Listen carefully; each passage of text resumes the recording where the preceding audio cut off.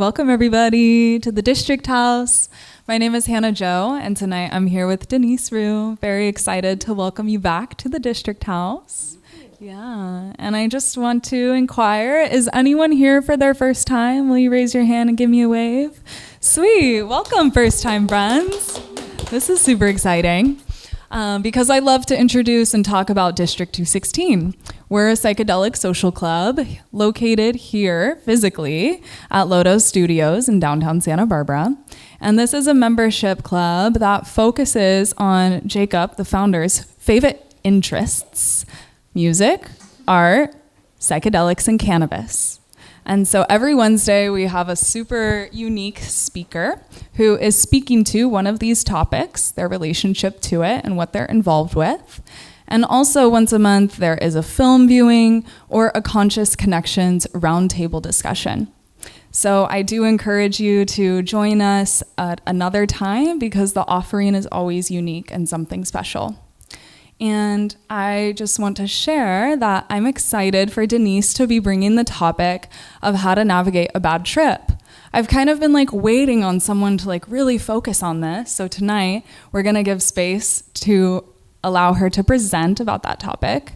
And then I'll be coming back in for a little interview, and then we'll open into audience Q&A. So before we make the transition, is there anything you would like to say to just introduce yourself or who you are? Well, happy Valentine's Day, everyone, first. And when we first started talking about what I was going to do here, we were a little cynical, bad trip on Valentine's Day. That would be appropriate. But I also think that it's appropriate to talk about this. I love the mushroom. It is my medicine, and it's really lovely to be back in Santa Barbara, where I used to live, and a place that I love. It is very dear in my heart, and it's just nice to share this with y'all, because I think it's really an important topic that's not discussed too often. Yeah. So thank you for your listening ears. And with that, I'm going to sit in the audience so I can listen closely to what you're bringing us tonight. Navigating a challenging psychedelic experience, otherwise known as a bad trip. And we don't like to use that term, but when you're in it, it sure can feel like a bad trip.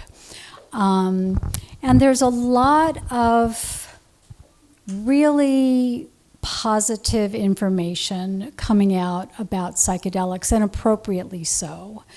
But we would really be remiss if we didn't inform people of the potential challenges with these medicines. So that's what I'd like to do with you today. So psychedelics are potent mind shakers.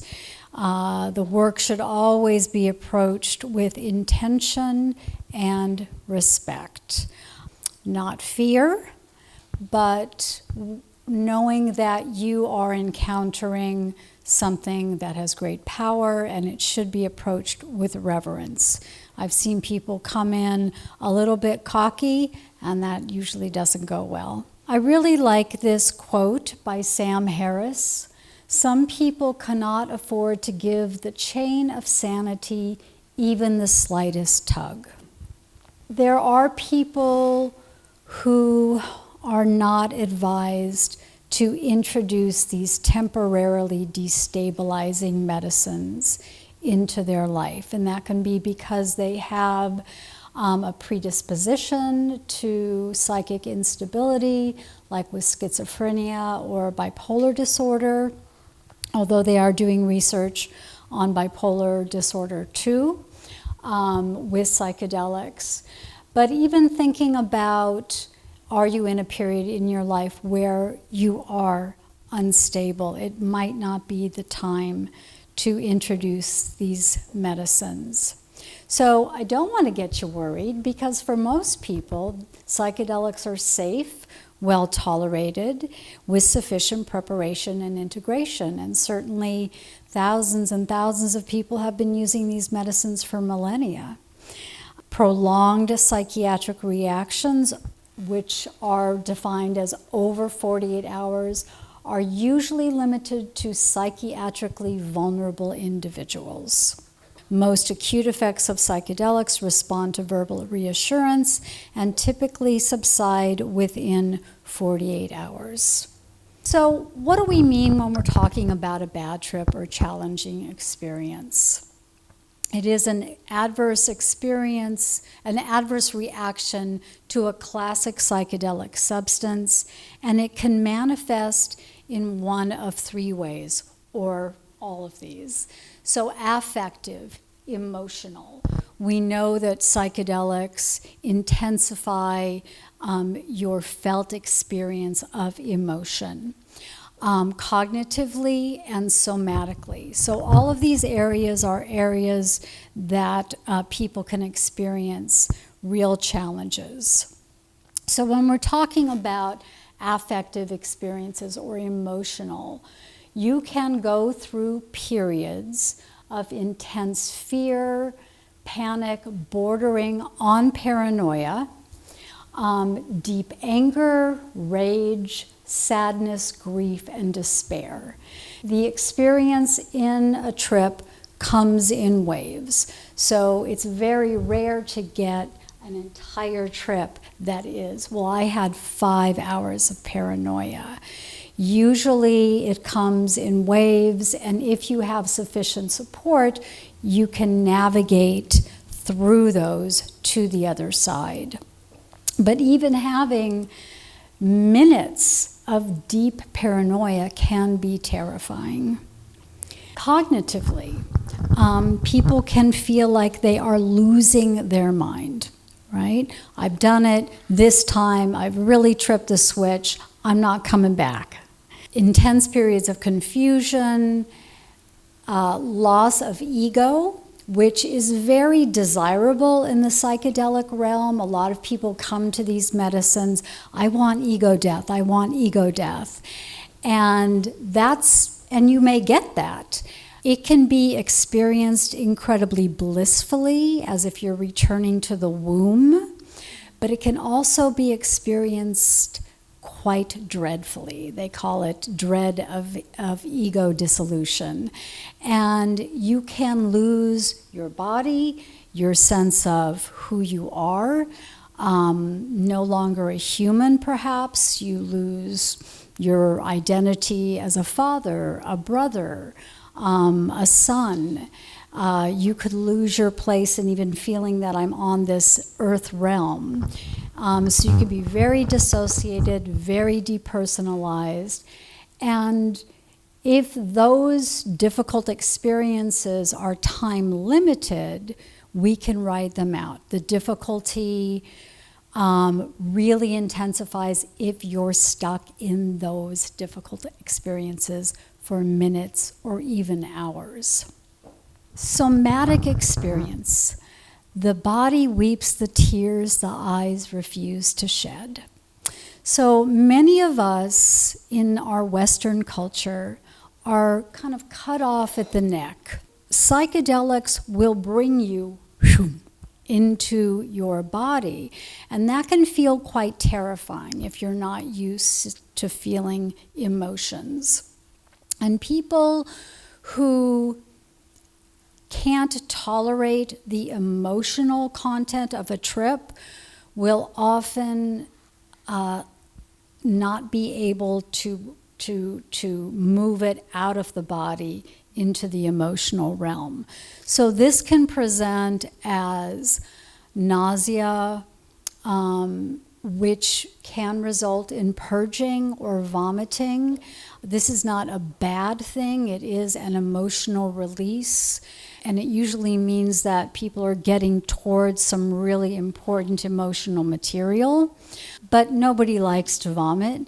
But if people get through it, they usually feel better on the other side.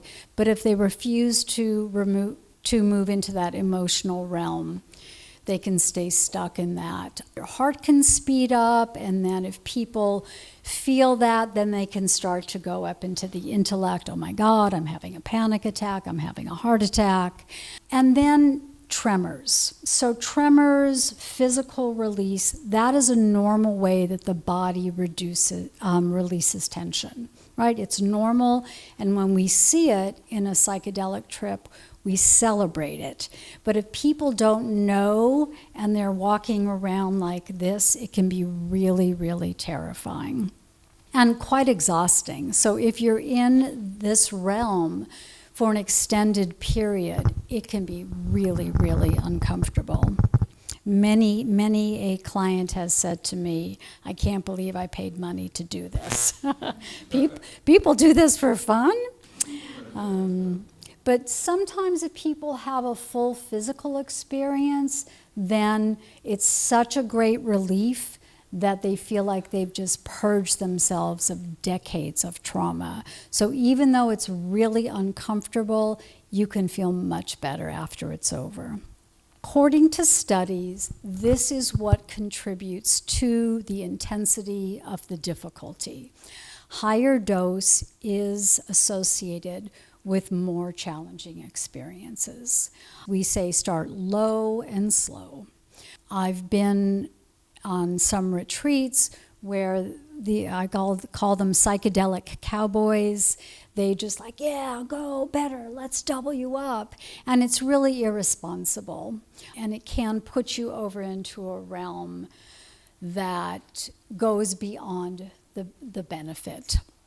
So higher dose, the duration of the difficulty. Okay, so if you don't have someone to be a guide, a support, and you get stuck in a loop, if you get stuck in paranoia, if you get stuck in anything that is super challenging, and you don't have someone there to say, this is normal, breathe, you're going to get through this, beginning, middle, end, and you're just stuck in this, and time is elastic in a trip, so it can feel like you're stuck there for an eternity.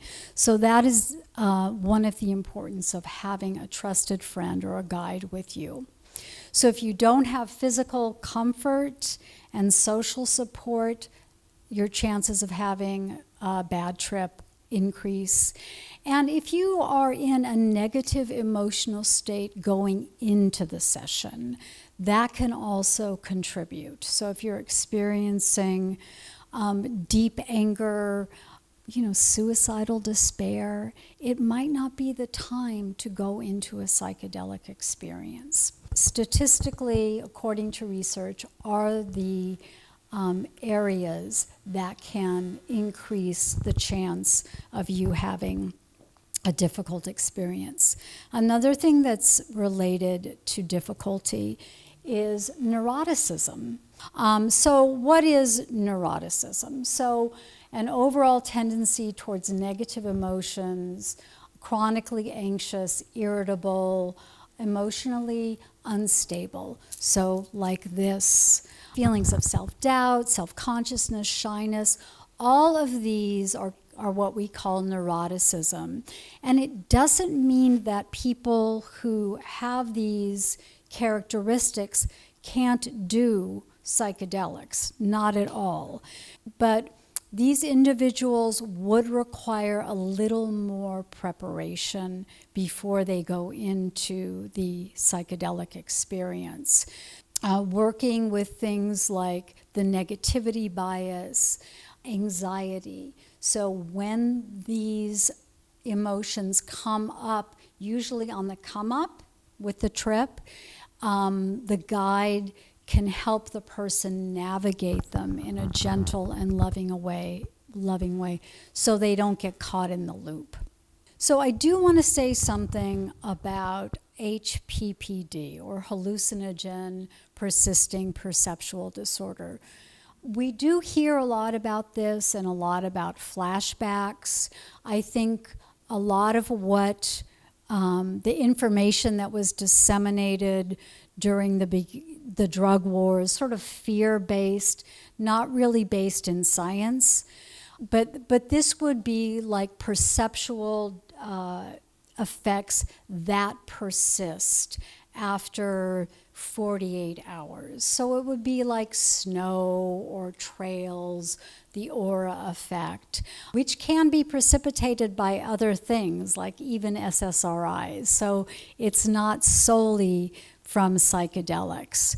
Research shows people who tend to have this after a trip, they may have a genetic predisposition, more common in people with high anxiety. In the clinical trials, there have been no cases of HPPD, and in a double-blind placebo-controlled study in 2022 of 142 subjects with LSD, psilocybin, or both, no cases of HPPD. Not a lot of research done on that, but you may hear this from people. Well, I had flashbacks. I had these visuals that persisted for days or weeks, and it does happen. But how much of it is really anecdotal versus what we know from the science? Challenging experiences, while difficult, are really some of the most beneficial psychedelic experiences. So this is a study of nearly 2,000 subjects. This was an online survey, and these were people not in clinical trials, but taking psychedelics in naturalistic environment. They reported that the negative experience, the challenging experience, was one of the top 5 challenging experiences of their life. But of those, 84 said they'd do it again. It was really beneficial. It was among the top 5 most personally meaningful and spiritually significant experiences of their life. What this shows us is that we really do have to go through the difficulties in order to get through to the other side, and that this experience of catharsis, navigating this bad trip and getting through it, being able to attribute meaning to what you went through, attributing spiritual significance to what you went through, leads to increased life satisfaction. So we really do need to feel it to heal it. Also, we know that psychedelics allow people to actually meet their, I don't even like the word symptoms, but to meet their challenges in a way that it's accepting, and work with them, work through them with compassion, and they get through the other side. And honestly, if you've navigated a bad trip and gotten through it, everything else is chump change. You remind yourself, whew, if I did that, this other stuff doesn't seem so hard. So how do we optimize the chances of not having a bad trip, but how do we increase our chances of reducing the length, the duration, the intensity? So you want to prepare. You don't want to go in willy-nilly. It's a Saturday night. There's this and this and this, and you're pulling from a baggie. You really do want to enter it with some awe, with some reverence. And hey, it may go well if you're just pulling from a baggie. So usually preparation is advised. Manage your expectations. There's a lot of hype out there with psychedelics now. In the retreat world, people would come in, I'm here for my mystical experience. I'm here for ego death. It's like, great, good, I hope you get that. But this isn't a vending machine. I don't know what you're going to get. You're going to get what you need. You have to manage your expectations. If certain experiences are coming, you're not saying, oh no, I'm not going there, and I'm going over here, because you're not going to win that tug of war with the psychedelic. So, avoiding the psychedelic bypass. So, what this means is not outsourcing your inner work to psychedelics, okay? You can't expect to call up these medicines to do your inner work, okay? You really have to take responsibility. I think that these medicines respond when they see that you're working with them. It's a partnership, and they respect that. I get wanting to avoid suffering, right? I get being in a really bad place and just wanting the psychedelic to take care of that. I get it. But also, these medicines have their own wisdom, and I've seen people on very high doses, and the mushrooms saying, sorry, you haven't done the work, you know? As I mentioned before, avoid tripping if you're currently in transition, all right? It's just not the time, and you will know if you're listening to your inner guide when it's time. But you've got to be doing your own work and going inward. Unless you're super, super experienced, I do recommend a guide, a sitter, a trusted friend, because it can get pretty gnarly there. And you want someone, not necessarily a therapist, but someone who's going to remain grounded, right? If you're going through instability, if you're not sure you're on planet Earth, if you're having doubts about things, you want someone who is really solid and grounded with you, and someone who knows the medicine so they're not anxious for you, because you're going to pick up on that, right? Because boundaries are so porous. So you want someone who's going to be attentive, grounded, who's going to assure you this is normal, what you're going through, you're going to pass through this.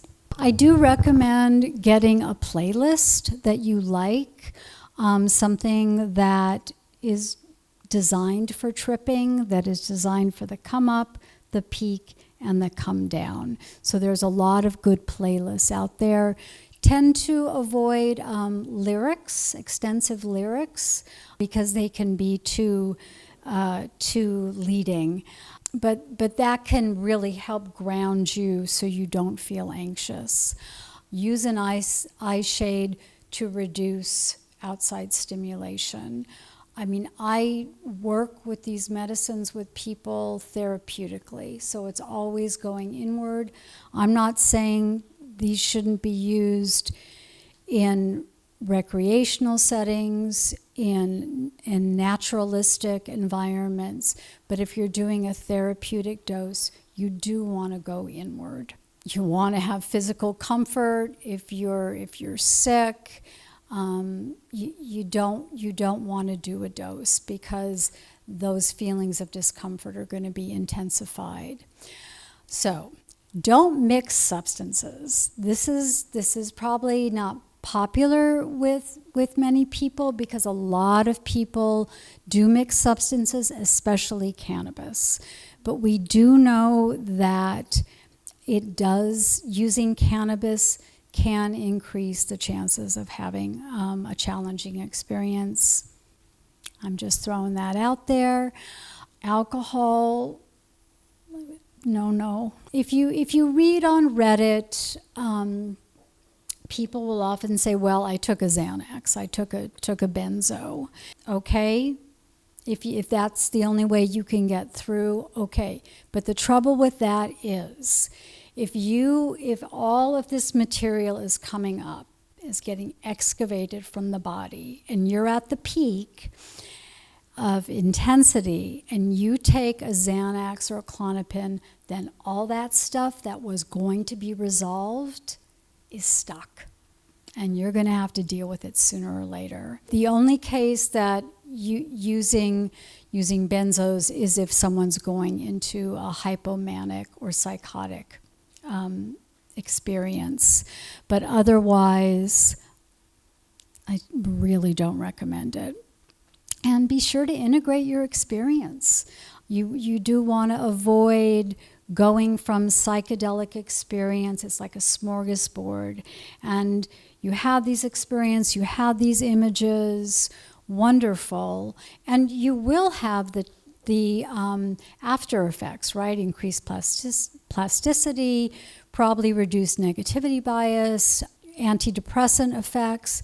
But if you do the integration, if you talk about the images you saw and the insights and the mystical experiences, and you're really working them into your everyday life, that's how you honor this medicine. Because the medicine, it plants seeds, and then it's our job to really nurture those seeds with our attention, and that's a way to honor your experience. So that's all I have for my presentation, but I have a lot more to say about a bad trip, so we can...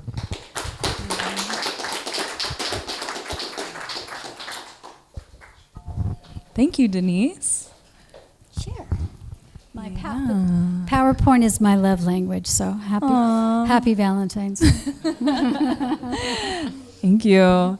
Yeah, you said a lot of great stuff, which I feel was putting language and scientific backing to many things that are discussed in the psychedelic communities. And I was just reflecting also during your experience how I don't think I'm personally connected to experiencing a bad trip. And so it was interesting to receive this information and also have reference of my own personal experience and framework.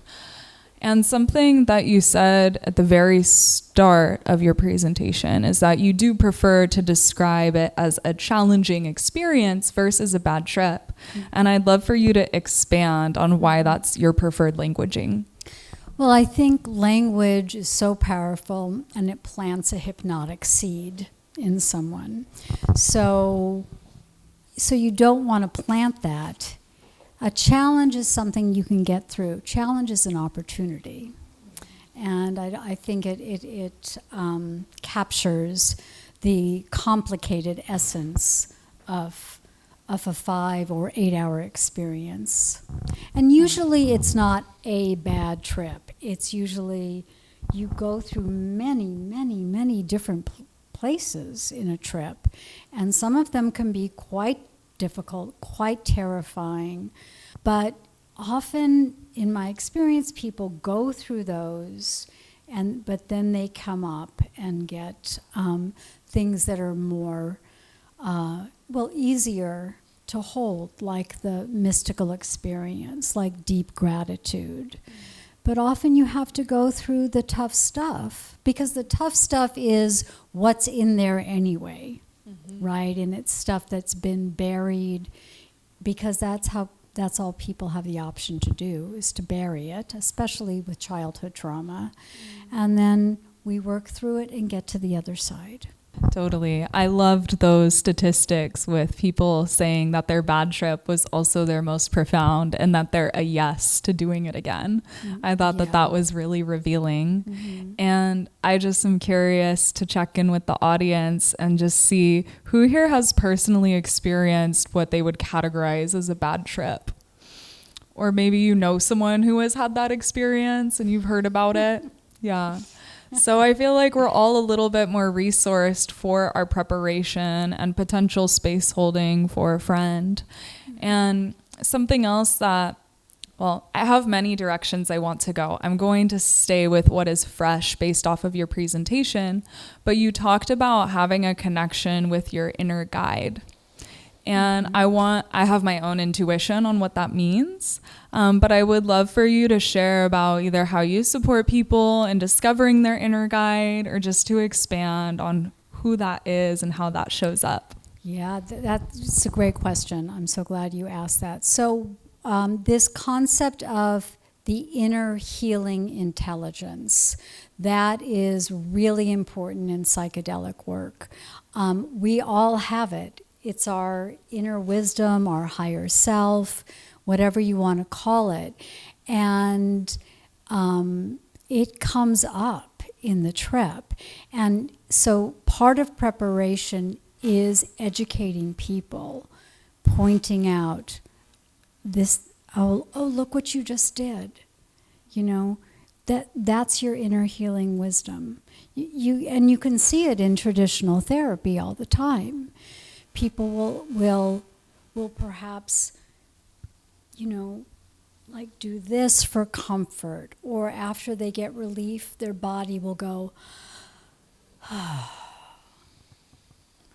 It's our body. Our body will guide us, right? So in preparation, we educate the tripper. All right, just stay out of here. This is not going to help you. Way overrated, and all you have to do is connect with the body. Where are you feeling it?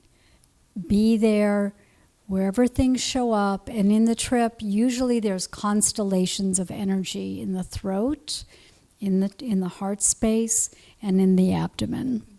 So if people are feeling stuck, we just direct their attention, perhaps their hand there, and you breathe into it, and then images will arise spontaneously because the body has its wisdom. And honestly, and people don't need psychedelics to be directed there, right? This is part of somatic therapy. It's just like, wow, our body holds such wisdom, but we're divorced from it in our culture, you know? Kids are schooled, you know, don't feel that, don't do this, don't do that, and they're thrust up into their mind, which is a wonderful, wonderful master, but a horrible servant, you know? And maybe it's the other way around. So we need that balance, right? We need the body, we need the wisdom of the heart and the mind too. But psychedelics will pull you into the body, and if people can navigate that and tap into that inner healing intelligence, it could make a world of difference. Yeah, I love that perspective of using the sensation and then practicing placing your mental awareness into those areas and inviting breath and surrender and release from those areas that are expressing sensationally or maybe tension or pain. And that is fully a skill set that translates outside of the psychedelic space. Yes. And that leads me to the next point I wanted to highlight of creating partnership with the medicine, the same way we can like partner in a loving and curious way of the aspects of ourselves that we discover internally. And this idea of partnership, right? Like there's these energetic qualities that define partnership, and collaboration is one that comes to mind.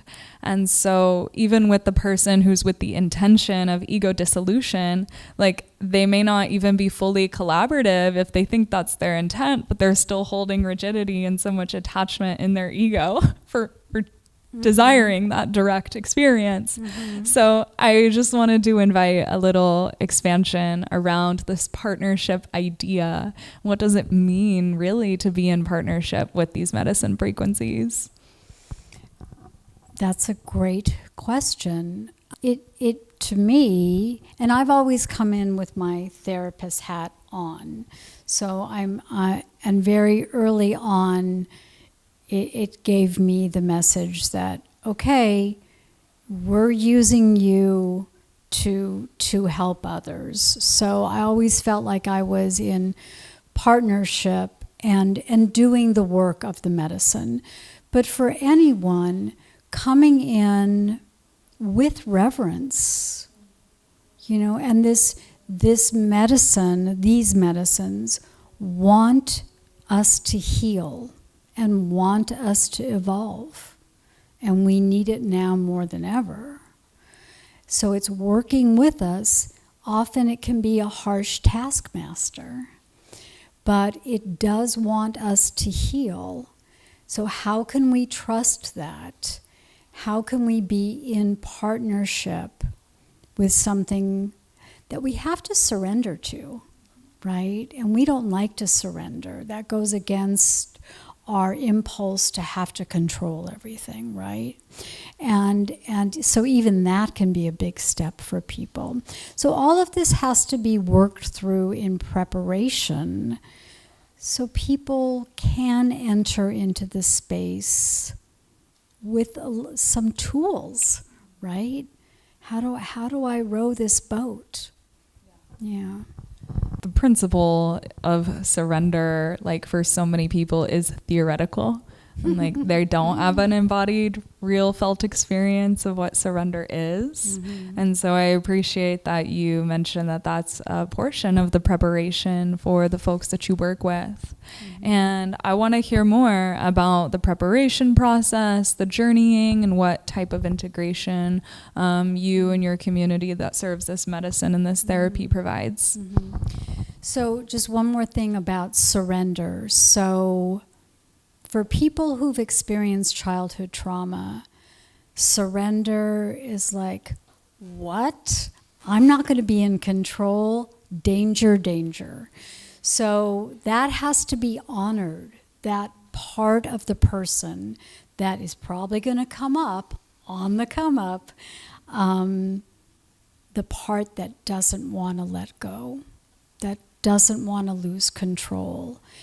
And so part of the preparation, especially with trauma survivors, is let's honor this part. This part kept you safe. That part is brilliant.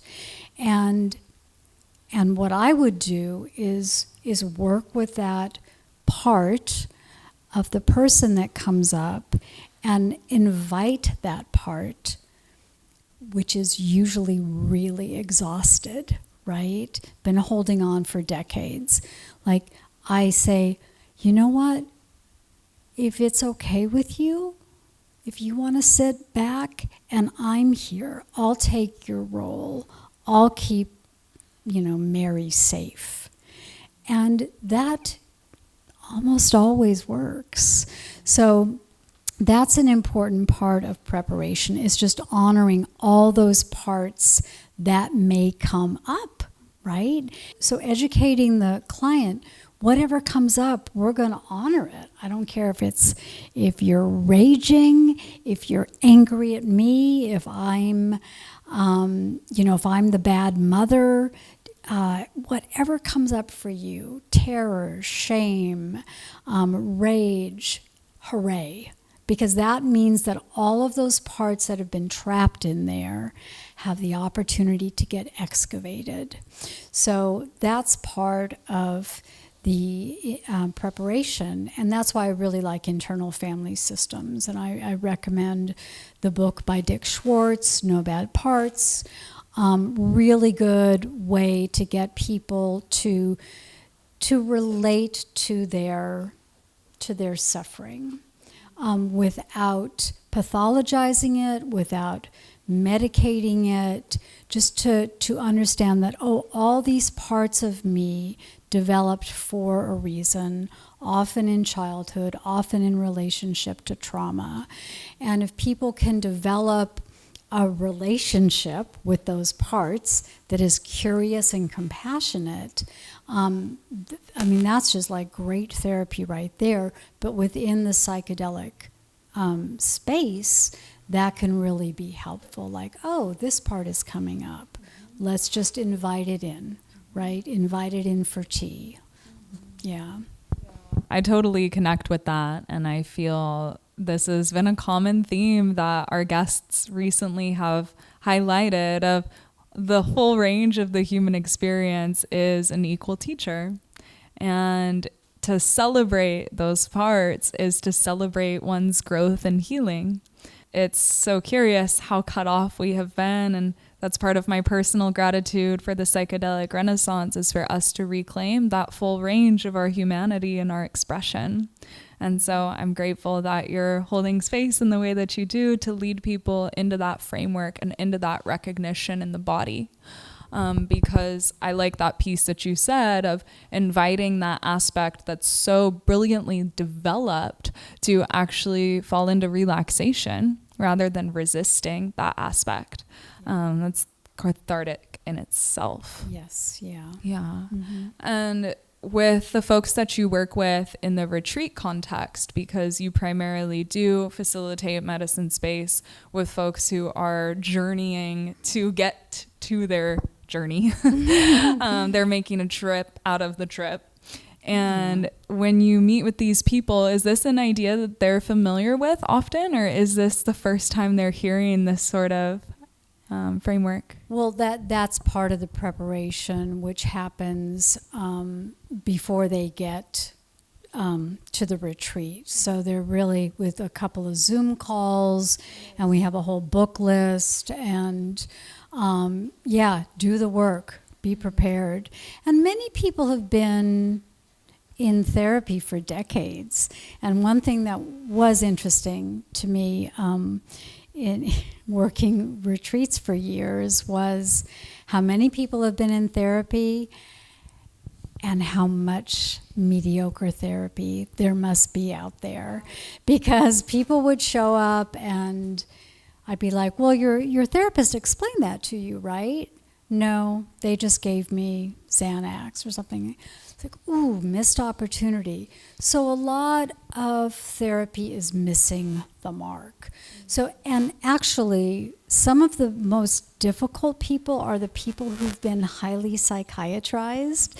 So people who have been on loads of antidepressants for decades, anxiolytics, and in loads of intellectual therapy. So they know everything, but they can't feel anything.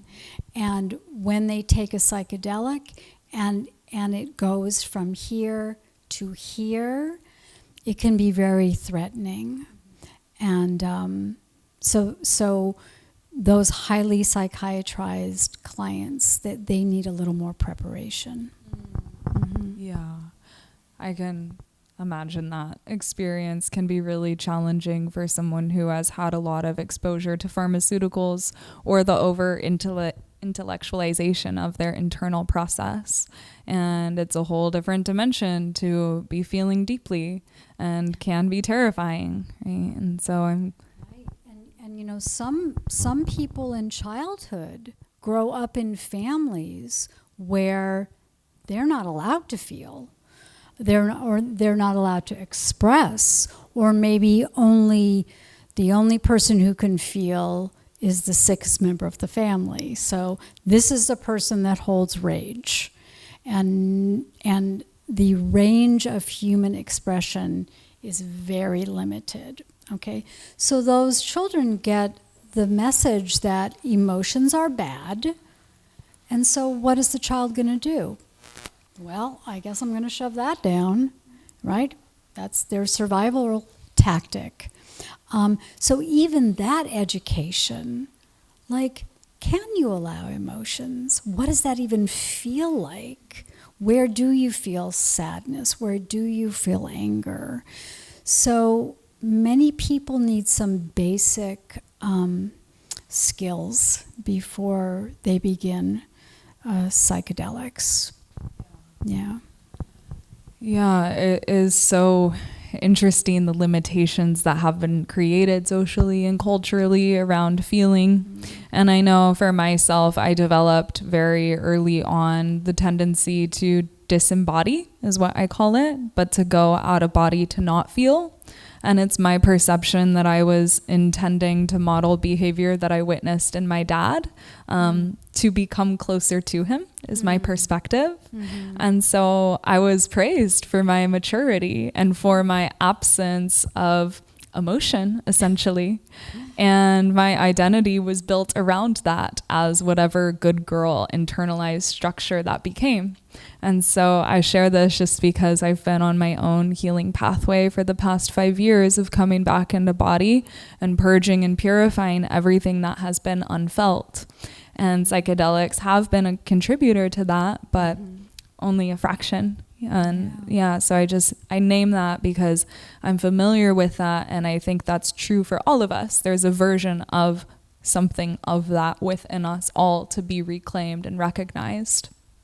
And I want to better understand your journey of landing in this role, supporting psychedelic space. And I understand your background as a therapist, but was there something that came even before that that guided you to wanting to support others and understanding themselves?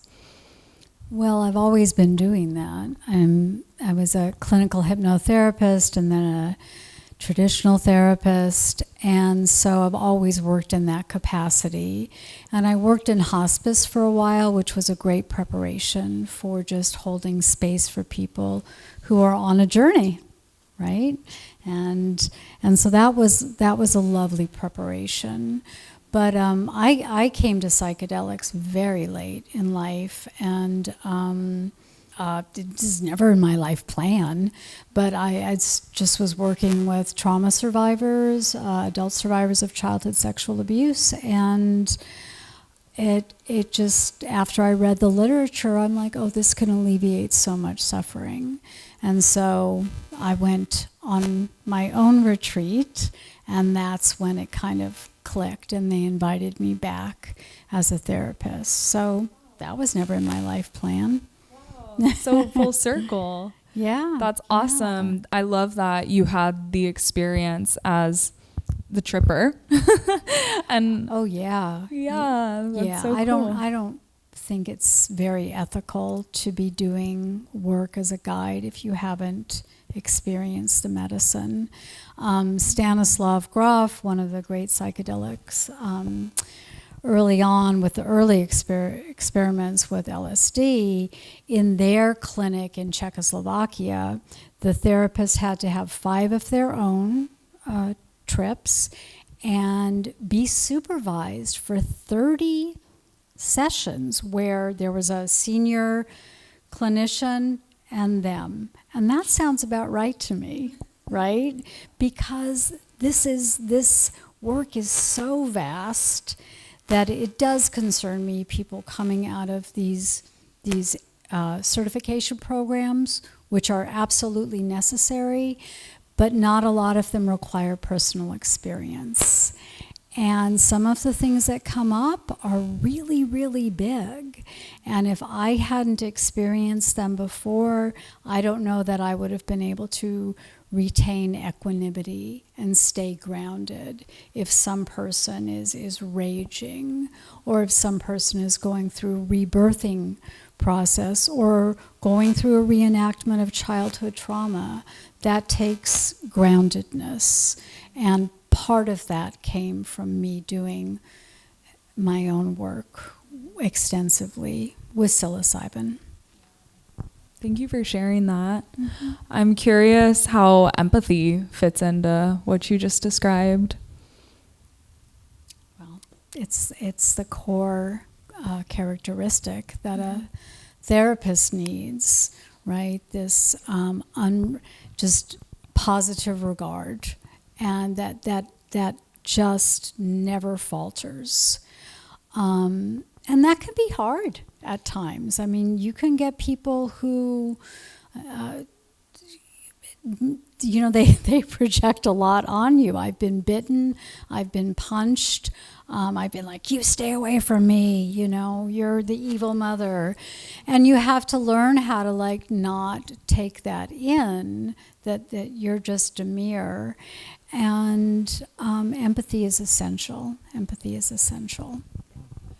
And I partially inquire because earlier you said that a lot of therapy is missing the mark. Mm-hmm. And to me, that's what I see is therapists are meeting the people that they work with in a cognitive space where they can aim to understand, but it isn't necessarily a felt experience that they can connect to and empathize with in a visceral experience of a shared reality.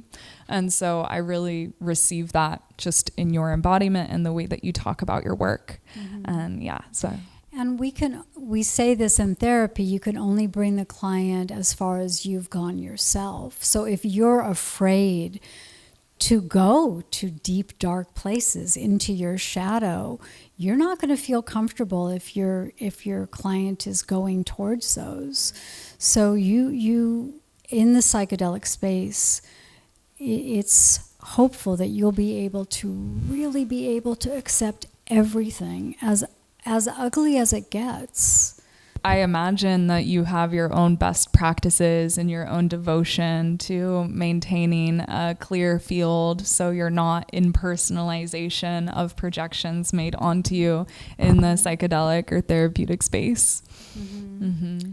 Well, it used to be swimming in the Caribbean, but I don't I don't get to do that anymore. Well, I think the training as a therapist really helps because you understand transference and countertransference, so you can work with that. You do need your tribe. Like, I need to, like, the wonderful thing about working in the retreat world was you could come out of a session and just go, what was that? And you could process it with people. So you need people that you can process things with because it can get really heavy. You need really great self-care, yoga, prayer, meditation for me, and every now and then clearing out my nervous system with a session. Mm-hmm. Yeah, I love that. Thanks for sharing about your maintenance practices. Yeah. So I feel like talking a little bit more about your work in the States and just what you're participating in New Jersey, which is actually where you live now. Mm-hmm. And I understand that you're supporting various advocacy endeavors. So do you want to share a little bit more in detail about what that involves? Mm-hmm. So when I got back from Jamaica, that was in December of 2022. And I'd been in Jamaica for 3 years. And so I didn't know really what was going on in New Jersey. And I'm not even going to say I didn't know what was going on here, because here is very different than what's going on in New Jersey. So I was kind of plunked down there, and I'm like, oh, what's happening? And so I had my traditional therapy practice, and I'm like, I gotta find people who are doing my thing. And so I started this organization, New Jersey Psychedelic Therapy Association. It was really just like, let me go on Meetup and start this organization because I need my tribe.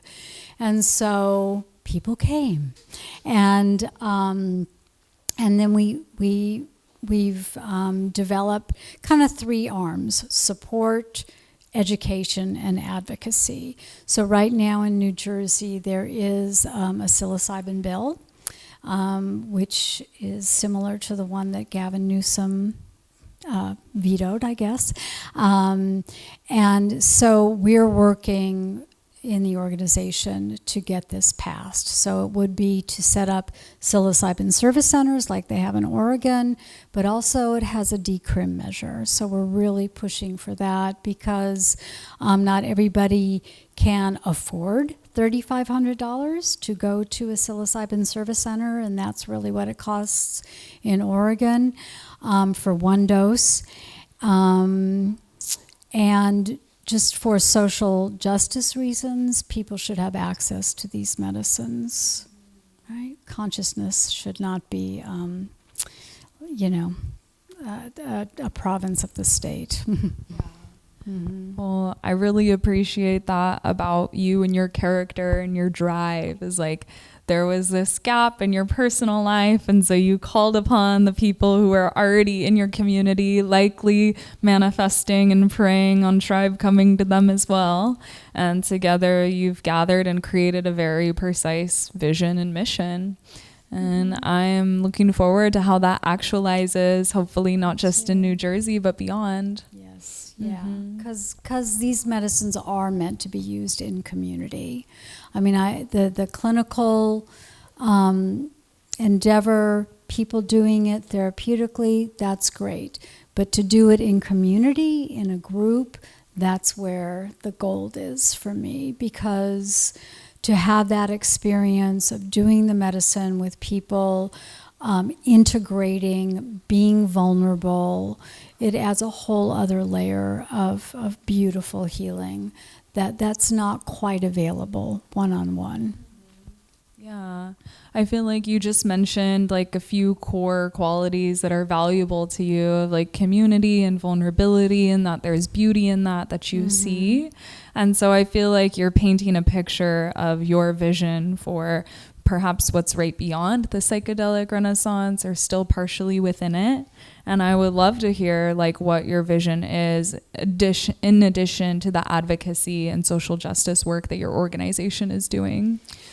Oh, well, there would be a lot more education so people could get factual information and not myth about these medicines.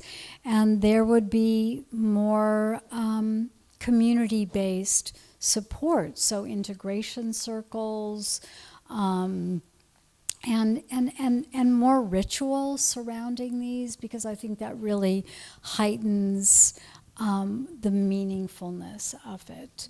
So it really would be a whole different attitude towards the medicine. You know, in the West, we very much are transactional. Like, okay, take this and cure this. And I don't like that attitude because I think these medicines are sentient, they have wisdom, they're ancient, and I know what we're doing. We're creating compounds, we're creating, and I get it, and I get it, and I'm not being negative towards anyone who just wants to alleviate suffering. And if you want to take a pill and do it on your lunch hour, that's fine, because maybe that's all you can do. So that should be available too. But for people who really want to engage in community on a spiritual level, that should be available to beyond the medical model. Appreciate you painting that bigger vision for me to see it too, and just have it be seen in this community here to energize that together. Thanks. Yeah, for sure. And I'm feeling like opening up to the audience to see what's alive. Is there anything else you'd like to share before I perhaps hand off the mic? It'll come. Sweet. So we'll take some audience questions, and then I will come back to close out with a few rapid fire questions for you. My challenging question is the role of the challenging experience. How much do challenging experiences need to be encouraged for a therapeutic benefit? I don't think they need to be encouraged at all. I think that the experience is the experience. We're not trying to conjure anything that's not already there. That would be abusive, absolutely. If difficulties arise, they arise, and that is an invitation for something to be released, be processed, and for an attribution of meaning at the end. So unless, and that's done in integration, but whatever comes up in the experience is what comes up. And, you know, my feeling is whatever comes up is coming up for your healing and evolution. It may not seem so at the time, but if it can be metabolized and understood and worked with, then people can make meaning out of it, can create benefit. I'm not aware of anyone who's inducing difficult experiences. Would this be in a clinical setting or? Absolutely not in any clinical trials no. at this point.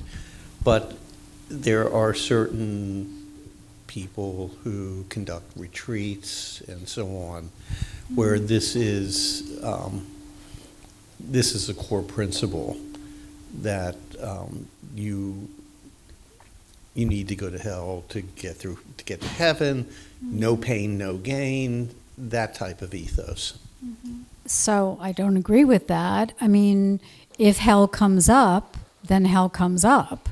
But if you get 5 hours of heaven, hooray, that's what you need. But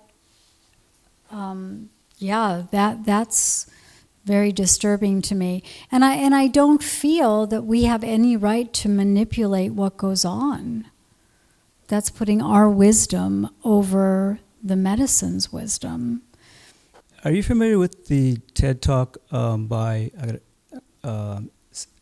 Simeon Kuramedovich? No. It's from 2000, 7 years ago. 7 years ago, he talks about the default Default memory. mode network. I'm sorry, go ahead. Default mode network. Yeah, and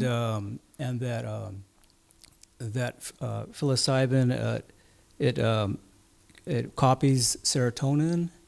This is what he talked about here, and then they did some lighting of the brain, and the default memory network got really dim, so it sort of shuts down, and this serotonin, these psilocybin serotonin takes over. Can you talk about that a little bit? Yeah. So one of the mechanisms of action is, psilocybin is a serotonin agonist. It is sticky for the serotonin receptors in the brain. So the default mode network is comprised of a number of structures in the brain, and that's where we hold our narrative sense of self, like who we are, how people perceive us, how we perceive ourselves, how we perceive the world. So it's that chatter that's always going on, right? That incessant monkey mind. So psilocybin will quiet the default mode network. And once that is quieted, then different parts of the brain which don't usually communicate have the opportunity to communicate. So this is why we might have different memory retrieval, different insights, different attribution of meaning. So that is one of the mechanisms of action, and that happens with any serotonin agonist. Yeah. So, but it's nothing you have to think about. But people will come in. They're like, I'm here to get my default mode network reprogrammed. And it's like, yeah. But that's going to happen. Right on. Well, I really have appreciated your presentation and our flow and the audience engagement. Thank you both for sharing your voices. And yeah, I have really appreciated connecting with you tonight in the ways that we have recently. And it just feels so hopeful every time that I get to speak to someone like yourself who's like really devoted to this healing pathway and sharing as much as you can and to support others. I have a couple rapid fire questions for you, and I may throw in some creative twists because I know that you've been here before and perhaps have been asked these questions before. Okay. But the first I'll ask is, who has been your greatest influence and why? Well, therapeutically, I would say Carl Jung. I really value his approach. I've learned from so many people. Very grateful for my father, who really gave me a great start and grounded me and was solid. And I was very blessed to have that relationship. Yeah, Beautiful. Divine masculine energy supporting you. Yeah. And my next question is two-part. If you were on a deserted island and you had one... Well, tell me then, what was your number one read and your number one album to listen to on that island? Okay, it was probably the collected poems of Rumi. Those were really helpful for me. what music did I listen to? Maybe it's a trip playlist. Oh, I do like the Music for Mushrooms by East Forest. Yeah, me I do too. like that one. Yeah. It's a little shamanic and not as, I mean, the Johns Hopkins ones can be a little heavy-handed. Yeah. For sure. Yeah. Great answer. I feel like someone has said that book before. Yeah. Cool. And then I would love to hear from you if you're willing to share a few more details of that first visit as I don't even need to finish my question. In Jamaica? Yeah. Oh, okay. Yeah, so I went in with my little therapist hat on, and the mushroom was like, I don't think so. You got your own healing to do. So on my first trip, which was 3 grams, I'd had a lot of deaths in my life before I went on this retreat, and that whole first trip was about releasing all of that grief, and that was really beautiful. I got to tell my story to a facilitator, and I'd never been able to tell anyone the whole story of loss. And as I spoke about my loss, like the arms of the tree would come out and like kind of be gnarly and go for me. But when I spoke about gratitude for these people who I'd lost, then the trees just burst into blossom. When I spoke about grief and despair, my feet seemed to sink into the mud. So I was like, okay, this is the power of my thoughts. And on that night, I released so much despair, and I moved into gratitude, and I worked very hard. But at one point on that trip, I was kind of pissed because everybody else was like having a good old time back in the pavilion, and I'm like, it's not fair. It's not fair. Life is so easy for everybody else. And I looked up at the stars, and of course this is Jamaica. It was so beautiful. And I just like, a little help here, God. And a staircase came down from the heavens. I'm hallucinating, but it only came down halfway. And the message was, you don't believe the universe is benevolent. And if you did, you'd get help. So my next trip, which was 5 grams, that's what I asked for. May I believe that the universe is benevolent? And then, the mushroom just brought out all the stops, and I just felt so loved and swaddled. And then on that 3rd trip, so by then the retreat leader had said, hey, you know what? I think you can do this. You're soaking in everybody's energy. Let me show you how to bring it in and release it. And so on that trip, well, he gave me too much. It was 10 grams, and that was a lot for me and for anybody. But I set my intention that, if the mushroom wanted, may I help other people on the trip. And on that retreat, there were 10 men, 5 women. There were a few men there who were not safe, didn't feel safe, and there were 3 of the women who'd been sexually abused as children, and that was my specialty therapeutically. So I set my intention, may I help these people if you want me to. And that was quite interesting. So at the beginning of that, definitely I was getting these images of different shamans and different extraterrestrials coming by and looking at me and poking me and shining lights, sort of like, who is this chick who says she wants to help? Like, what can she handle? And then I was kind of released. Like, okay, you want to help? Have at it. And I had a night where I experienced just immense terror, suicidal despair, guilt, just everything, and it wasn't mine. So that experience of doing collective healing, it didn't, was really hard, but that experience, now I would say that was a bad trip, but it was really beneficial. And because of that, I gained so much empathy for my clients, even though I feel I'm an empathetic therapist, but I didn't know what it felt like to be suicidally despairing. I didn't know what it felt like to be pursued by a predator. I didn't know what it felt like to have something happen that was unforgivable, right? So I got to feel those things.